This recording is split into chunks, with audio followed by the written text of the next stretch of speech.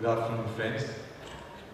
I'm extremely grateful to Sarjan and the organizers of this meet for giving this opportunity. I'll be talking about the future, not very distant future, it's a near future. Just want to start off saying that tsunami is going to hit the medical industry and the doctors. So I want everyone to wake up. How many of you read this book called Who Moved My Cheese? Yeah, it's the story of a mouse which lived very close to a cheese factory. And every day in the morning, afternoon, evening, the mouse visited the cheese factory, had a sumptuous meal, went back and slept. Until one day, somebody decided to close the cheese factory. And when the mouse came, the cheese factory was not there. And the mouse started jumping around saying that it's very unfair. And that's what will happen to all of us if we don't wake up. And instead of saying that the world is unfair, we may as well take charge of our future. Our industry is fragmented. Doctors are fragmented. We never like to work together. The strongest animal in the world, elephant, realizes that it's stronger together. And a lone elephant is called a rogue elephant. It's a mad elephant. But unfortunately, our profession doesn't think that way.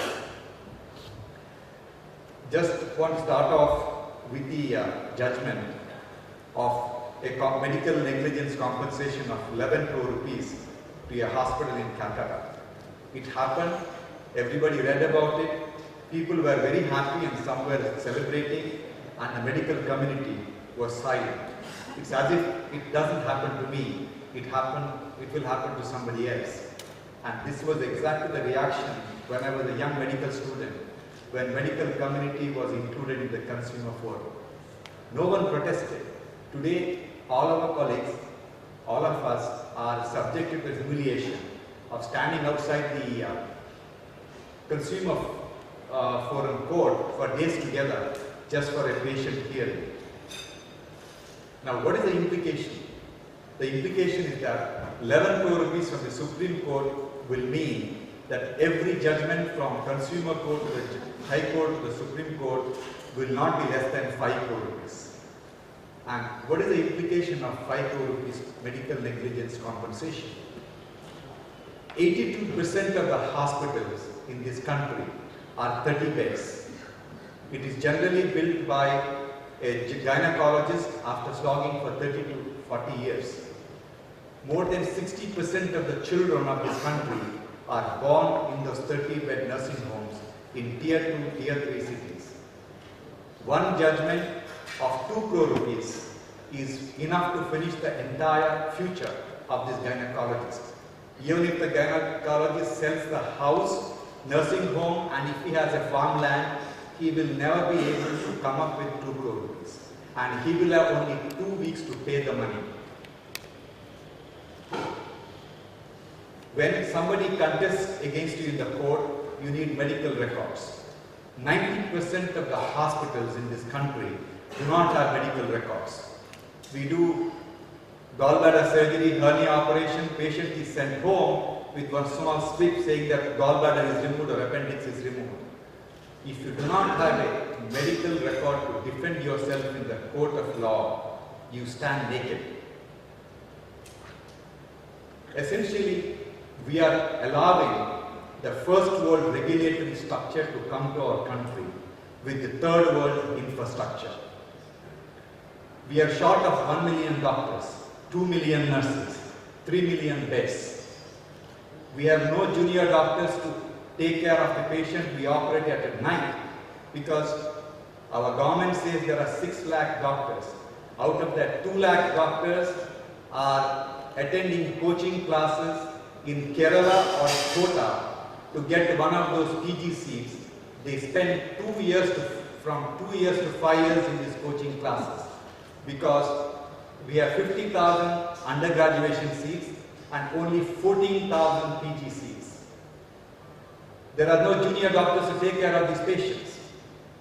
And added to that, Our patients do not have the money to pay for it.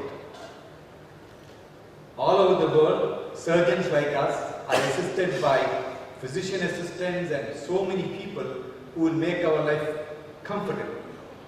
All of us surgeons, who do we hire? We can only hire another surgeon.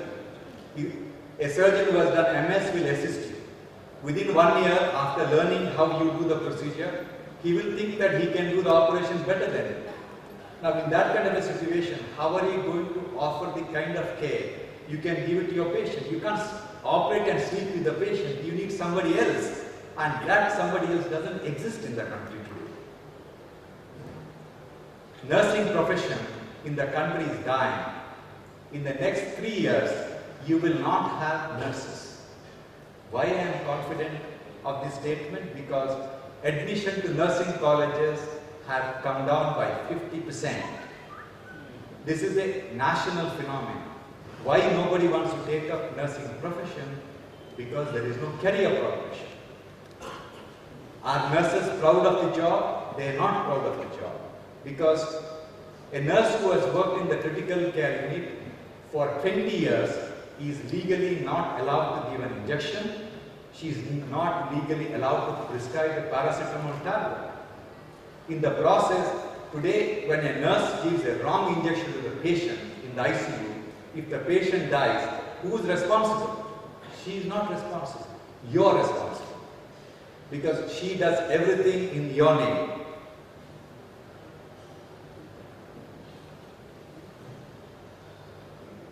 If we do not act, we will land in the same situation as what happened in the US 30 years ago. In the US, when the medical legal negligence became a big issue with massive compensation, gynecologists decided to stop conducting deliveries.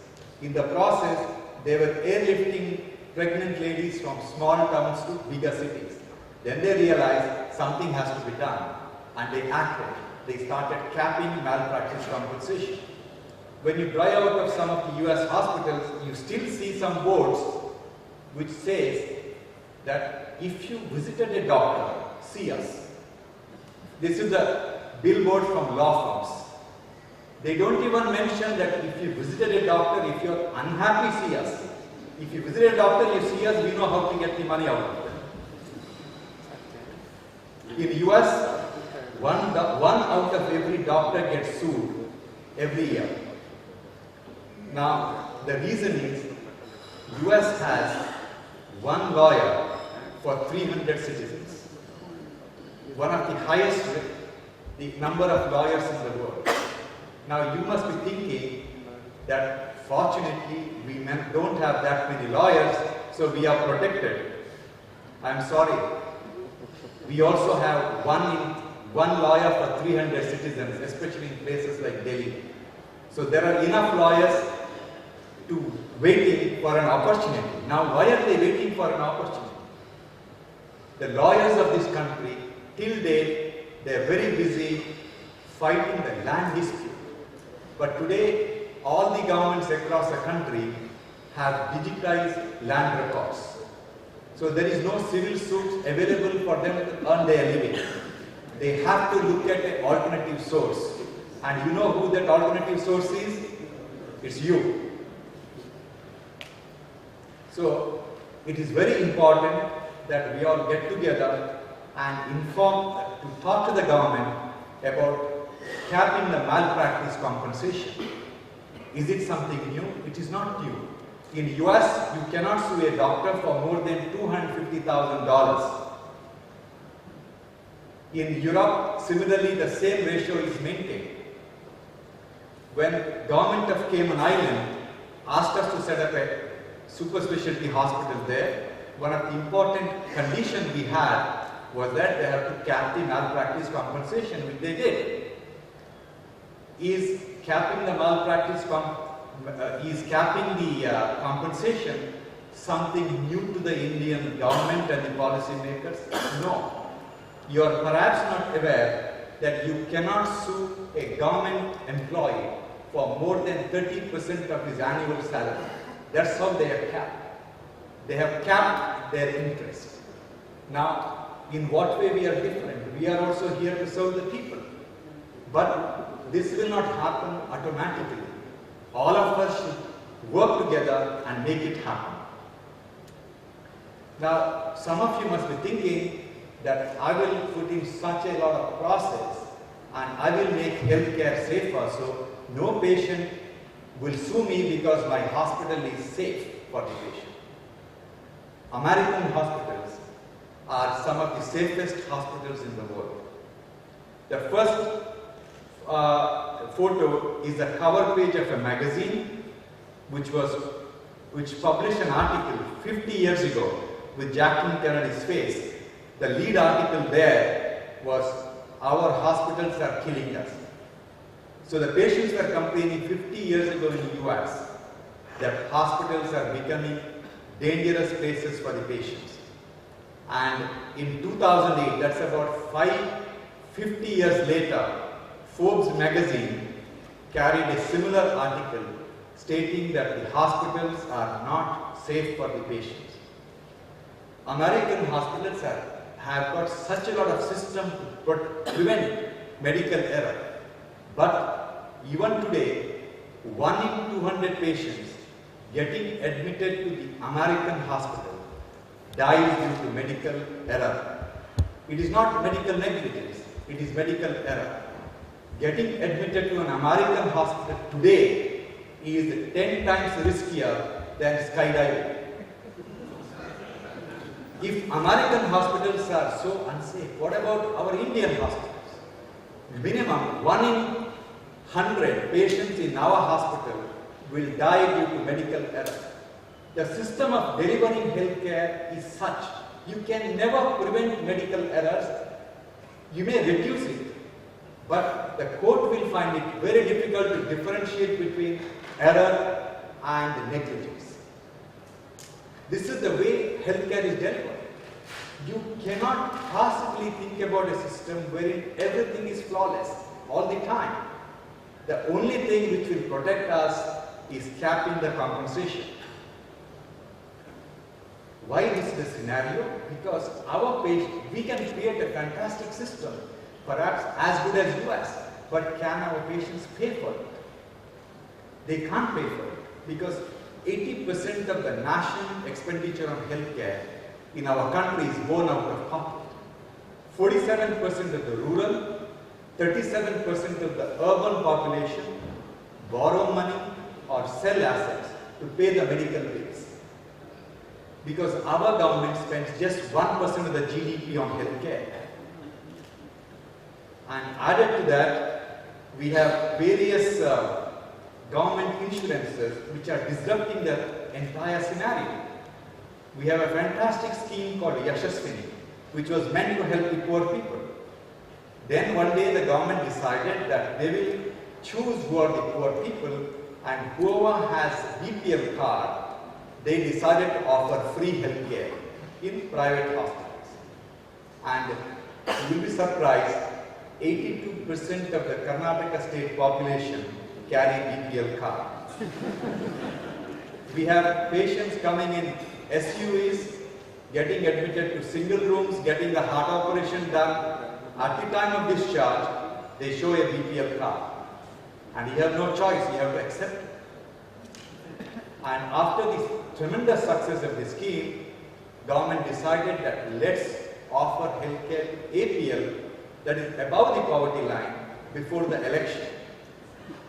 That means today in Karnataka state, anybody including me can get a free heart surgery or a free spine surgery done free of cost, and the government will pay for it. But how much they pay? They pay a fraction of the money. And when will they pay? They pay 2 years later. Now, it is an ideal situation to accept that if government is going to pay, that's good. Then what will happen? First thing what will happen is you don't need a cash counter anymore in the hospital, because your money comes from the government. Unfortunately, in this country, any industry in which the check comes from the government at the end of the month, invariably the industry went bankrupt. So this is the fear of government becoming the payer for the health care. We have ESI, which covers workers who are taking 15,000 rupees salary per month. Now the government wants it to be extended to people who are drawing 25,000 rupees salary per month. What is the impact? Impact is that 90% of the workers of this country come under ESI. Now, instead of the people paying from their pocket or some other insurance, it will be the government which will pay the charges for the procedure. Now, we have a very interesting scheme called Central Government Health Scheme, CGHS. Our association called for a meeting after 8 months of prolonged negotiation. The CGHS accredited hospitals in Delhi, in Andhra Pradesh and Karnataka decided to stop offering services to CGHS patients, cashless services, from 1st of February. Why? First thing is, they pay whatever they feel like paying. Do you know how much a CGHS pays for a valve replacement operation? It is 55,000 rupees including the valve. And the valve price is 65,000 rupees. Now, when we approached the government that how can you fix this absurd amount, they said, sorry, it is a printing mistake. It will be rectified. And you know when they apologized? 3 years ago. And till date, the printing mistake hasn't been rectified. So in that kind of a situation, how are you going to manage?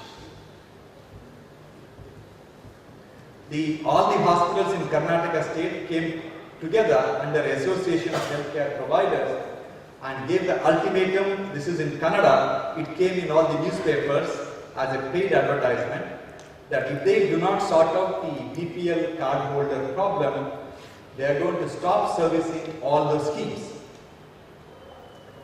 Now, one of the very important politicians of the country, very important person for the future of the country, made a statement around 6 months ago that private hospitals are bankrupting the poor. Yes, private hospitals treatment is expensive. But why it is expensive? It is expensive because we are essentially a cash counter for collecting taxes and money for the government.